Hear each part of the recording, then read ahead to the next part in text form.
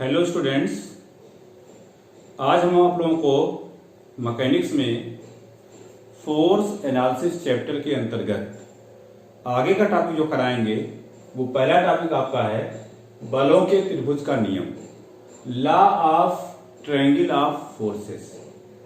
तो law of triangle of forces कहता क्या है कि अगर किसी बॉडी के यानी अगर किसी पिंड के किसी भी पॉइंट पर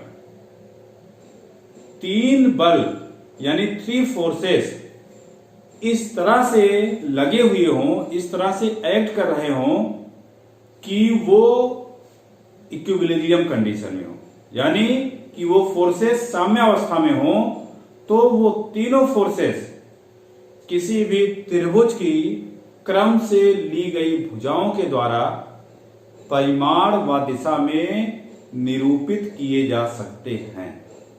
अगर हम इसको डायग्राम से समझें तो हम सपोज कर रहे हैं ये आपका एक पॉइंट है, इस पॉइंट के ऊपर 3 फोर्स, एक फोर्स P आपका इस डायरेक्शन में एक्ट कर रहा है, दूसरा फोर्स आपका Q इस डायरेक्शन में एक्ट कर रहा है और तीसरा फोर्स आपका R इस डायरेक्शन में एक्ट कर रहा है।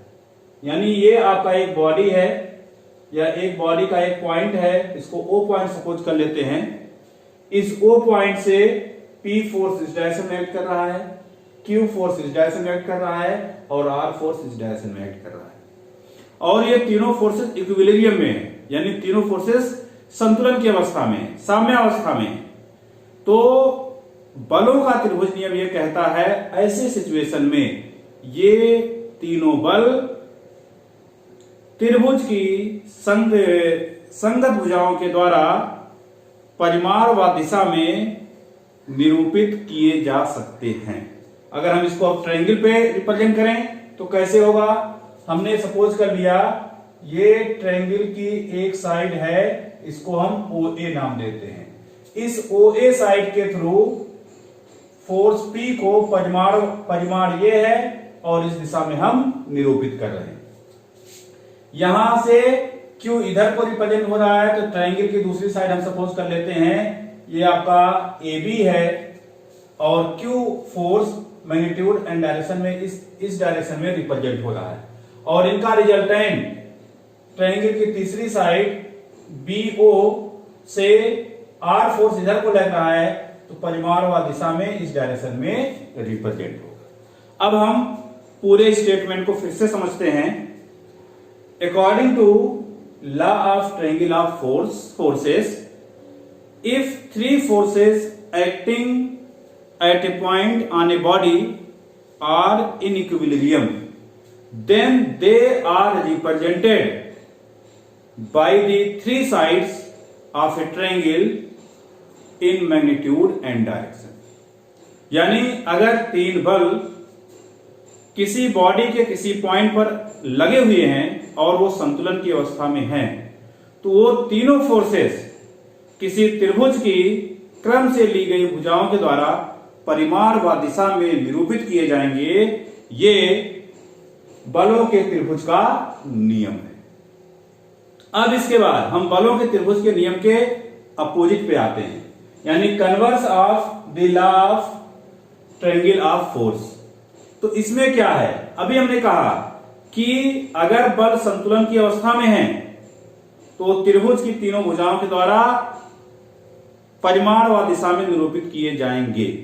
उल्टा क्या कहता है कि अगर 3 बल किसी त्रिभुज की 3 संगत भुजाओं के द्वारा परिमाण व दिशा में निरूपित किए जाते हैं तो वो बल साम्यावस्था में होंगे। ये बलों के ट्रायंगल लॉ का अपोजिट है। यानी अगर ये 3 फोर्सेस हैं P, Q, R एक ट्रायंगल की 3 साइड्स के थ्रू मैग्नीट्यूड एंड डायरेक्शन में रिप्रेजेंट किए जा रहे हैं, तो ये तीनों फोर्सेस इक्विलिब्रियम में होंगे। ये आपका कन्वर्स है। इसके बाद अगला टॉपिक आपका आता है लामी का प्रमेय, लामीज थ्योरम। तो लामीज थ्योरम यह कहता है कि अगर 3 फोर्सेस किसी बॉडी पर एक्ट कर रहे हैं और वो इक्विलिब्रियम में, मतलब ये पॉइंट ले लेते हैं, किसी बॉडी का एक पॉइंट है, उस पॉइंट को हम O नाम दे देते हैं, और इस बॉडी के O पॉइंट से 3 फोर्स एक्ट कर रहे हैं। एक फोर्स P इधर को है, दूसरा फोर्स Q इधर को है, तीसरा फोर्स R इधर को है, और इस PQ फोर्स के बीच का एंगल हम अल्फा सपोज कर ले रहे हैं, QR के बीच का एंगल बीटा सपोज कर ले रहे हैं, और RP के बीच का एंगल हम गामा सपोज कर ले रहे हैं। ये बॉडी का एक पॉइंट है जिसके ऊपर 3 force P, Q, R act कर रहे हैं, और ये तीनों इक्विलिब्रियम में, साम्यावस्था में है। तो अब लामी का प्रमेय क्या कहता है, लेकिन कंडीशन समझिएगा कि तीनों फोर्स किसी बॉडी के एक पॉइंट से एक्ट करते हुए होने चाहिए। जैसे बॉडी का एक पॉइंट O है, इस O पॉइंट से तीनों फोर्स एक्ट कर रहे हैं, और दूसरा कंडीशन है तीनों फोर्सेस इक्विलिब्रियम में होने चाहिए। अगर फोर्सेस साम्यावस्था में हैं तो लामी का प्रमेय क्या कहता है, वो आगे सुनिए। कोई भी फोर्स, किसी भी फोर्स को हम पहला फोर्स P लेते हैं, कोई भी फोर्स बाकी दो फोर्स के बीच के एंगल के ज्या के डायरेक्टली प्रोपोर्शनल होता है। यानी ये फोर्स P है, बाकी दो फोर्स Q और R के बीच का एंगल बीटा है, इसके ज्या मतलब इसके साइन, यानी साइन बीटा के डायरेक्टली प्रोपोर्शनल होगा। तो लामी के प्रमेय से हम यहां से कह सकते हैं P directly proportional sine beta. एक बार स्टेटमेंट को फिर से सुनिए। If 3 forces acting at a point of a body and they are in equilibrium, then any force is directly proportional to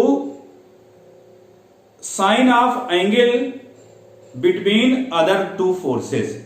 यानी अगर किसी बॉडी के किसी पॉइंट पर 3 फोर्स एक्ट कर रहे हैं और तीनों संतुलन की अवस्था में हैं, तो कोई भी फोर्स बाकी 2 बचे हुए फोर्स के बीच के एंगल के ज्या के समानुपाती होता है। ये लामी का प्रमेय है। तो P directly proportional to sine beta. अगर हम दूसरे फोर्स की बात करें, Q directly proportional to sine gamma and R directly proportional to sine alpha. ये आपका लामी का थ्योरम है। अब इसको थोड़ा सा हम सिंप्लीफाई कर लें। थोड़ा सिंप्लीफाई मतलब यहां प्रोपोर्शनलिटी के साइन को हटाते हैं और एक कांस्टेंट लगा देते हैं, तो P इक्वल टू क्या हो जाएगा, K साइन बीटा। या फिर इसको और क्या लिख सकते हैं, P upon sine beta. Sign beta को इधर लाते हैं तो ये इक्वल टू K हो जाएगा। सेम चीज यहां पर अगर अप्लाई कर दें तो यहां से Q इक्वल टू क्या आ जाएगा, K साइन गामा, या फिर Q upon sine gamma equal to K, और यहां से क्या आ जाएगा, R equal to K sine alpha, या फिर यहां से क्या आ जाएगा, R upon sine alpha equal to K। इन तीनों अगर इक्वेशन को हम कंबाइन कर दें तो यहां से लामी के प्रमेय का एक स्टेटमेंट मिल जाएगा, P upon sine beta equal to Q upon sine gamma equal to R upon sine alpha. इस फार्मूले का यूज हम न्यूमेरिकल को सॉल्व करने में करते हैं। इसके बाद आपका अगला टॉपिक होगा बल का बहुभुज नियम, law of polygon of forces. तो law of polygon of forces क्या होते हैं उसको समझते हैं। तो नेक्स्ट टॉपिक आपका है बल का बहुभुज नियम, law of polygon of forces. तो law of polygon of forces होता क्या है उसके बारे में हम देखते हैं। तो इसमें law of polygon of forces क्या कहता है, पॉलीगन मतलब जिसकी बहुत सारी साइडें हो, बहुत सारी भुजाएं हो। पॉलीगन में 4 भुजा, 5 भुजा, 6 भुजा, 8 भुजा, 10 भुजा कुछ भी हो सकती हैं। 4, 6, 10, 8 कुछ भी साइड्स हो सकती हैं। तो इसमें क्या स्टेटमेंट है, अगर किसी भी पॉइंट पर कार्य करने वाले बहुत सारे बल परिमाण व दिशा में किसी बहुभुज की भुजाओं द्वारा क्रम से ली गई भुजाओं द्वारा निरूपित किए जाते हैं तो वे सभी बल क्या होते हैं, साम्यावस्था में होते हैं। एक बार फिर से सुनिएगा, यदि किसी बिंदु पर कार्य करने वाले कुछ बलों को परिमाण व दिशा में किसी बंद बहुभुज की क्रम से ली गई भुजाओं के द्वारा निरूपित किया जाता है तो वे सब बल क्या होते हैं, संतुलन की अवस्था में होते हैं। अब हम यहां पर ये सपोज कर लेते हैं, ये आपका एक पॉइंट है, इस पॉइंट से एक बल P इधर को लग रहा है, दूसरा बल Q इधर को लग रहा है, तीसरा बल R इधर को लग रहा है, चौथा बल S मान लेते हैं इधर को लग रहा है, और पांचवा बल T हम सपोज कर लेते हैं कुछ इधर को लग रहा है। यानी ये हमने 5 बल लिए, ये पांचों बल एक पॉइंट O पर एक्ट कर रहे हैं और ये सभी बल परिमाण व दिशा में एक क्लोज पॉलीगन के साइड से रिप्रेजेंट किए जाते हैं। क्लोज पॉलीगन हम सपोज कर लेते हैं कि इस बल P को हम पॉलीगन की भुजा, एक पॉलीगन लेते हैं, इसको हम पॉलीगन की AB भुजा के द्वारा निरूपित कर रहे हैं। दूसरे बल Q को हम पॉलीगन की BC भुजा के द्वारा निरूपित कर रहे हैं। तीसरे बल R को पॉलीगन की हम CD भुजा के द्वारा निरूपित कर रहे हैं। ये आपका CD भुजा है और ये बल आपका R है। चौथे बल S को हम DE भुजा के द्वारा निरूपित कर रहे हैं, ये आपके DE भुजा है। तो पांचवा बल जो आपका T है उसको EA भुजा के द्वारा निरूपित कर रहे हैं। तो ये आपका एक क्लोज पॉलीगन बन गया। तो अब बलों के बहुभुज नियम, law of polygon of forces को हम फिर से समझते हैं। यदि किसी बिंदु पर कार्य करने वाले कई बलों को या कुछ बलों को परिमाण व दिशा में किसी हम बहुभुज की क्रम से ली गई, किसी बंद बहुभुज की क्रम से ली गई भुजाओं के द्वारा निरूपित करते हैं तो वो बल क्या होते हैं, साम्यावस्था में होते हैं। एक बार फिर से सुनिए, यदि हम कुछ बलों को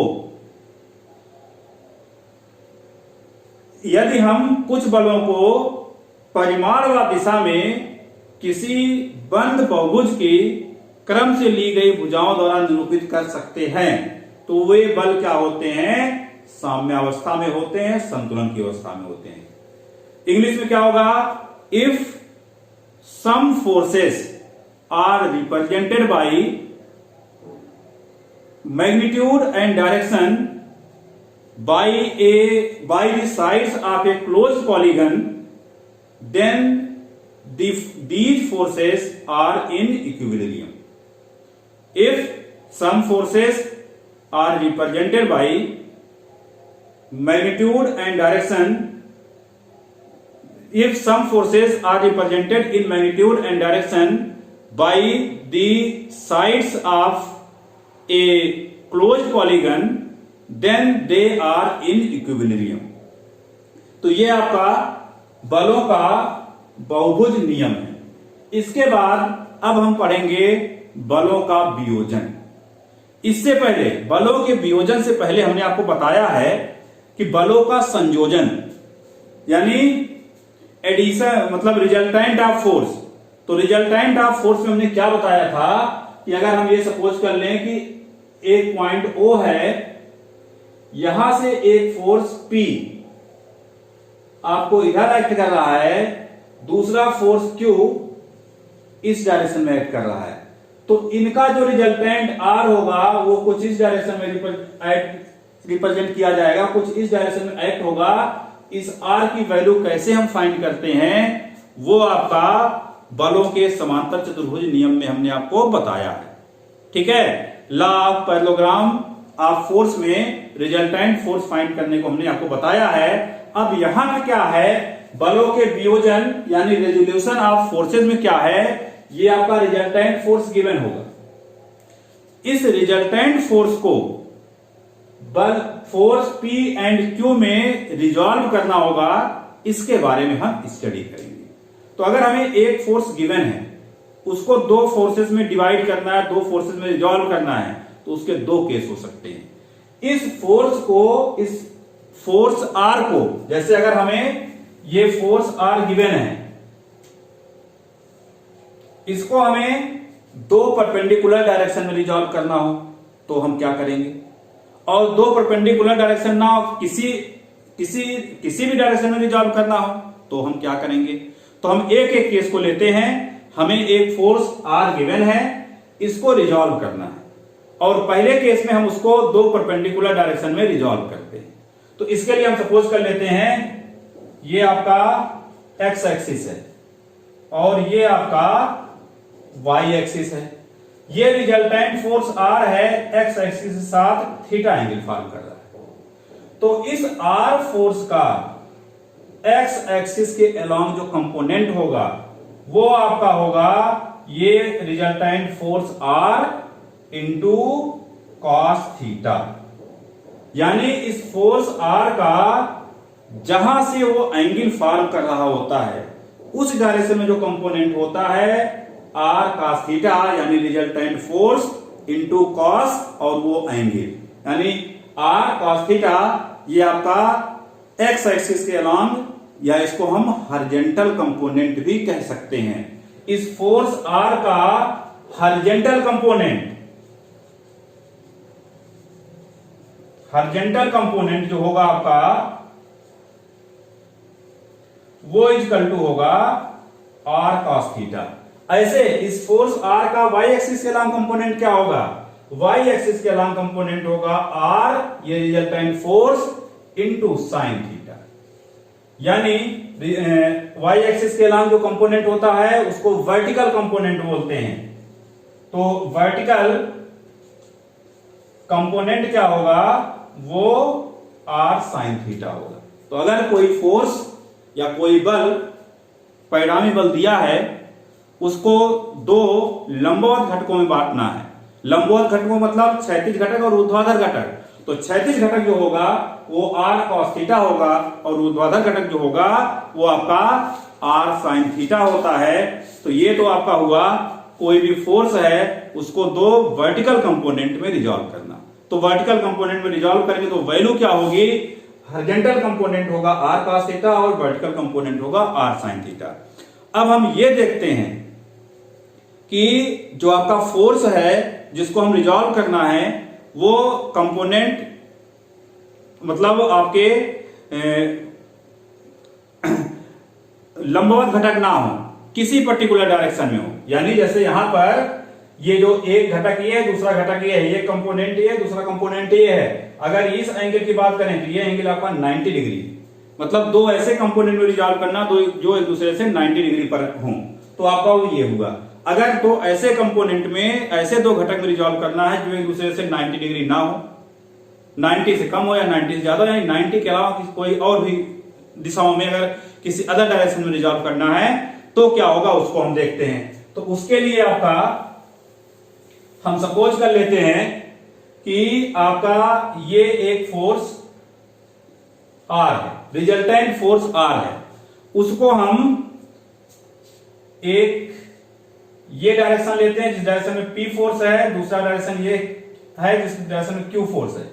मतलब इस R को इस डायरेक्शन और इस डायरेक्शन में रिजॉल्व करना है।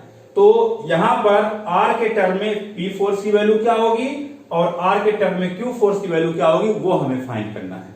तो इसके लिए हम ये सपोज करते हैं कि ये R फोर्स है, P के डायरेक्शन से अल्फा एंगल फॉर्म कर रहा है और ये R फोर्स Q के डायरेक्शन से बीटा एंगल फॉर्म कर रहा है। इतना करने के बाद अब हम यहां से इन फोर्सेस की हेल्प से एक समांतर चतुर्भुज यानी पैरेललोग्राम का फॉर्मेशन करेंगे। तो अगर हम पैरेललोग्राम की फॉर्मेशन की बात करें तो पैरेललोग्राम का अगर हम फॉर्मेशन कर रहे हैं तो यहां से एक हॉरिजॉन्टल इस तरह से लाइन ड्रा करेंगे और दूसरी लाइन यहां से ड्रा करेंगे।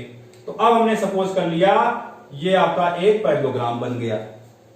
इसके बाद अब हम ये देखते हैं, इसको थोड़ा सा आगे बढ़ा देंगे, और अगर आपका ये एंगल अल्फा है और ये एंगल बीटा है, तो यहां से देख रहे हैं ये दोनों पैरेलल साइड है, और इस पैरेलल साइड को कट करने वाली ये तीसरी साइड है। अगर हम इसको यहां से ड्रा कर लें, एक साइड ये, दूसरी साइड ये, यानी ये वाली साइड ये है और ये वाली साइड ये है।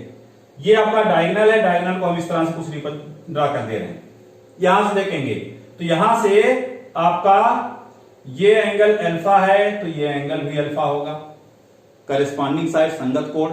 और अगर हम यहां पर इसको ऐसे ड्रा करके दिखा दें और ऐसे इसको ड्रा करके दिखा दें, ये एंगल अगर बीटा है तो ये एंगल आपका बीटा होगा। तो यहां से ये एंगल अगर बीटा है तो ये एंगल क्या होगा, बीटा होगा। अब इसके बाद हम एक्सटीरियर मतलब ट्रायंगल की प्रॉपर्टी जानते हैं। किसी भी ट्रायंगल का जो एक्सटीरियर एंगल होता है वो करेस्पॉन्डिंग इंटीरियर एंगल के सम के इक्वल होता है, यानी किसी भी त्रिभुज का बहिष्कोण जो होता है संगत अंतःकोणों के योग के बराबर होता है। तो अगर हम ट्रायंगल इसका कुछ नाम दे दें, इसको O नाम दे दें, इसको A नाम दे दें, इसको B नाम दे दें, इसको C नाम दे दें, तो इन ट्रायंगल OAB में ये आपका एक्सटीरियर एंगल है, यानी बहिष्कोण। ये एक्सटीरियर एंगल इन दोनों इंटीरियर एंगल के सम के इक्वल होगा, यानी एंगल BA, इसको D नाम देते हैं, BAD जो होगा अल्फा प्लस बीटा होगा, और ये पूरा एंगल 180 होता है, तो इतना जो एंगल होगा वो 180 माइनस अल्फा प्लस बीटा हो जाएगा। तो ये सारे एंगल आपके निकल गए। अब अगर हम इस ट्रायंगल OAB के अंदर आपका साइन फार्मूला लगा दें, तो साइन फार्मूला क्या होता है, कोई भी साइड, जैसे हम इस साइड की बात करते हैं, इस साइड के सामने का एंगल आपका ये होता है। तो किसी भी साइड पर जो किसी भी साइड की जो लेंथ होती है, और जैसे ये OA साइड इस एंगल के साइन के डायरेक्टली प्रोपोर्शनल होगा, ये आपका साइन रूल होता है। यानी अगर हम OA की बात करें तो OA डायरेक्टली प्रोपोर्शनल होगा साइन बीटा के। सेम इसी तरह से अगर हम BC साइड AB साइड की बात करें तो AB साइड डायरेक्टली प्रोपोर्शनल होगा साइन अल्फा के, और तीसरी साइड OB की बात करें, OB डायरेक्टली प्रोपोर्शनल होगा sine 180 minus alpha plus beta के। अब अगर हम सेम जैसे लामी थ्योरम में बताए थे, यहां पर भी प्रोपोर्शनलिटी का साइन हटाकर एक कांस्टेंट लगा दें, और कांस्टेंट लगाने के बाद इसको सिंप्लीफाई करें तो क्या होगा, OA equal to K sine beta, या फिर OA upon sine beta equal to K। Same इसी तरह से यहां से AB की वैल्यू, यहां से क्या आएगा, AB upon sine alpha equal to K, और यहां से क्या आएगा, OB upon sine 180 minus theta, sine theta होता है, तो sine 180 minus alpha plus beta क्या हो जाएगा, साइन अल्फा प्लस बीटा हो जाएगा। तो sine alpha plus beta equal to K। अब इस तीनों रिलेशन के एक साइड इक्वल है, तो दूसरा साइड क्या होगा, वो भी इक्वल हो जाएगा। तो अगर हम इसका यहां पे यूज कर लें तो यहां से क्या आएगा, OA upon sine beta is equal to AB upon sine alpha is equal to OB upon sine alpha plus beta आ गया। अब हम देख रहे हैं OA साइड के थ्रू कौन सा फोर्स लग रहा है, P फोर्स, और AB साइड के थ्रू कौन सा फोर्स है, यहां पर Q फोर्स है। इस Q फोर्स को यहां मान सकते हैं, हमने बलों के समांतर चतुर्भुज के नियम में बताए थे।